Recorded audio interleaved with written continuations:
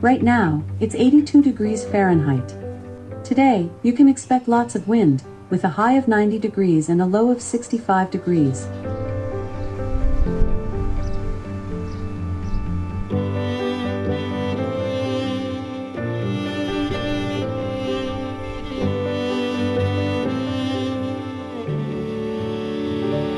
Well, I knew this was gonna happen. Straight to summer-like temps, all 90s this week. This grass is so long right here, you can actually see the waves through it with the wind today.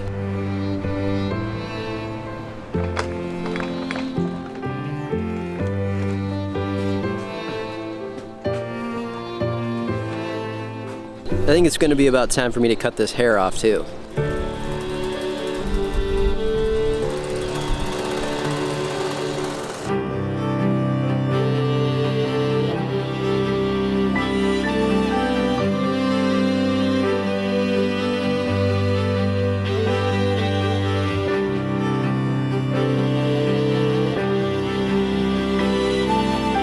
Look at that beautifully shredded grass.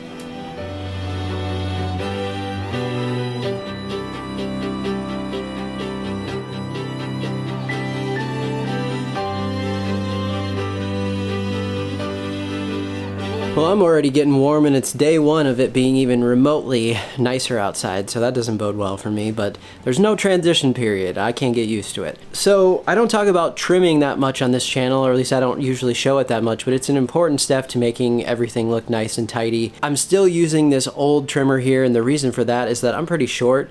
And so the balance of this just feels right for me. It's pretty lightweight to move around and it's just easy to use. So that's why I've continued to use it. Plus, about once a year here on YouTube, I bring it out just because somebody in the comment section always freaks out and says, you can't use a trimmer like that. It's not going to work for you. It's not going to give you results. And so I like to bring that out about once a year and let you know that it actually does work. And I've been using this thing for probably 10 years now. Also, I had a video a long time ago, probably 3-4 seasons ago, about how to trim in between the chain link fence.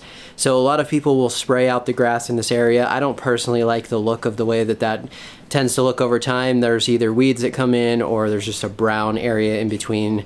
And you can do a tighter spray and probably make that work. But for me, I've always went with this trimming method of going on both sides of the fence, and then I go in the opposite direction with the trimmer just on idle so that the line actually sort of wraps around the fence itself if you're going slow and cuts that really clean in between there. It does take some time, so this isn't always something that I do every single trim, but at least probably every other or somewhere in there I get that cleaned up and it makes the fence look a lot nicer. This ongoing wind has caused other bits of damage. I had the screen out on my camera the other day. Camera fell over the wind and I broke the screen. So it is still working, but it's doesn't really sit straight anymore.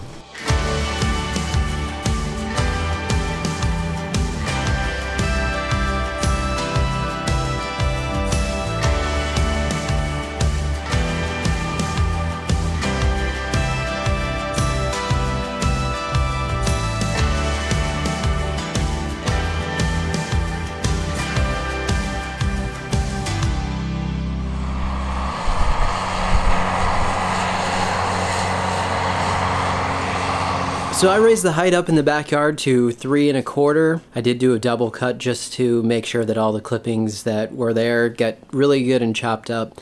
Didn't really have to do that, but I thought it added some nice stripes as well. Definitely there are some dandelions in here. I'm gonna probably try to cut these out by hand as much as I possibly can. Considering what I'm up against in the neighborhood, it's not that bad. And actually on the low cut turf, there's very few of them. So most people think in the past that the shorter grass just is an instant problem for weeds, but if you get it thick enough, forms a really dense sod there at the surface, but still does pretty well up against some yards that definitely have not been controlling weeds in there. Ernie, you enjoying spring?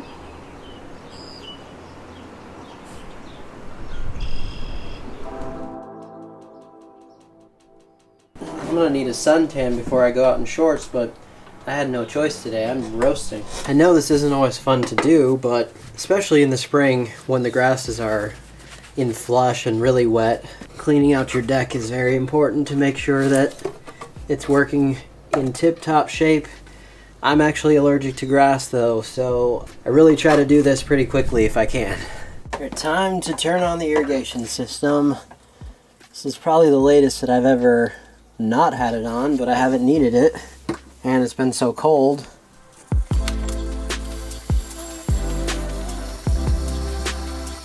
So the first thing that I did was I flushed water out of here. This backflow comes out. I always take it out for the winter just because if there's any water in here and it freezes, I just want to make sure that doesn't happen. So that's what I do with this. And then just get it back into position here. Many of you might live in a place where this has to be checked on and certified and all that stuff, but for me here, I can take this out and remove it and put it back in.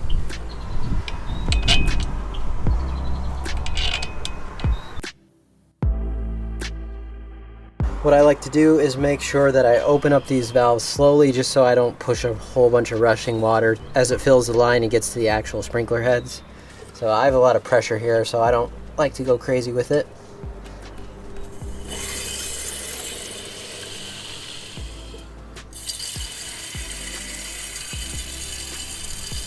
So I'm back downstairs. The next thing I do is I just come down here, and before I turn anything on, now that the water is open and the backflow is in there and everything is opened up, I just make sure that the meter isn't running.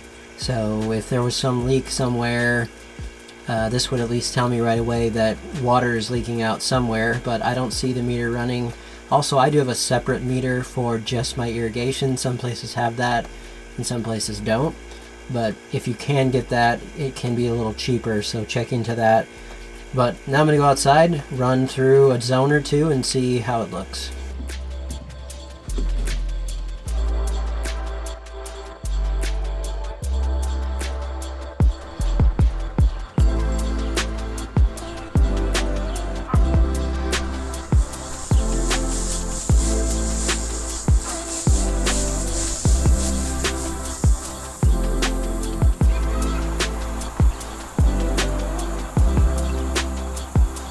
Good sign so far on the irrigation. I have a few more zones to check after the wind isn't so crazy today, and I can actually see where things are going and make sure that everything's adjusted correctly. But that's one thing at the beginning of the season that you want to make sure to do, is just make sure your heads are getting even coverage. You'll probably pretty quickly notice if they're not because of dry spots, but right now is a good time to check that and make sure nothing's broken and make sure nothing's leaking.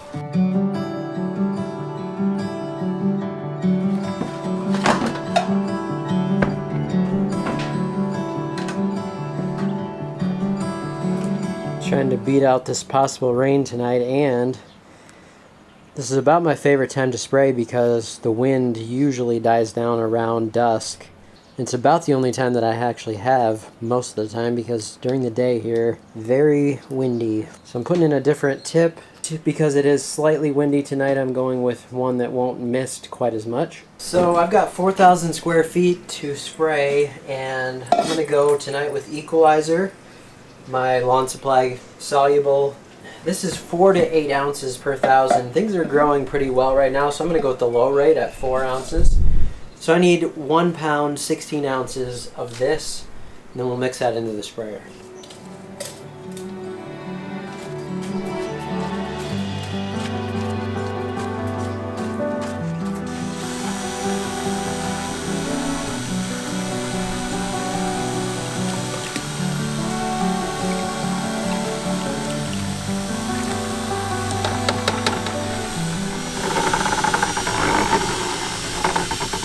This right here is GreenORR SP, so this is our iron supplement that you can add, get a little darker green with it. This is chelated with biostimulants, so you get an application of biostimulants and you get the iron at the same time. There's no other product for turf currently that is exactly like this. So we're very, very excited about this product, and a little bit goes a long way. So this is 1 to 2 ounces per 1,000 square feet. I'm going to go with the 1 ounce rate. So I'm going to need 4 ounces total for my 4,000 square feet. This is definitely going to smell like iron as well. So 11% iron. It's a very fine powder, but the good part about that is that it goes into solution very easily.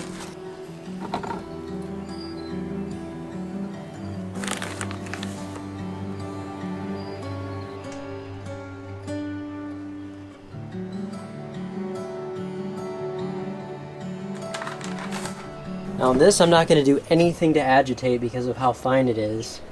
I'm just going to add this in here slowly. And then I'm just going to spray some water on top of it.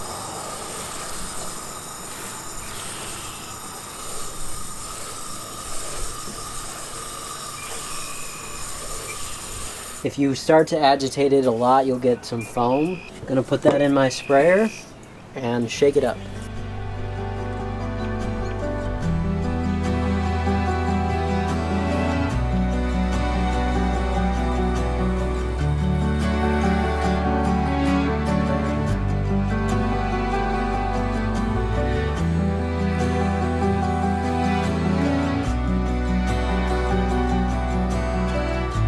Well, for the first spray of the season, that was actually pretty close to exact on my walking speed. I haven't fertilized in quite some time, so pretty happy with that for the first time again. So what you want to do now is leave this sitting on the leaf blade. That's why I like to do it in the evening.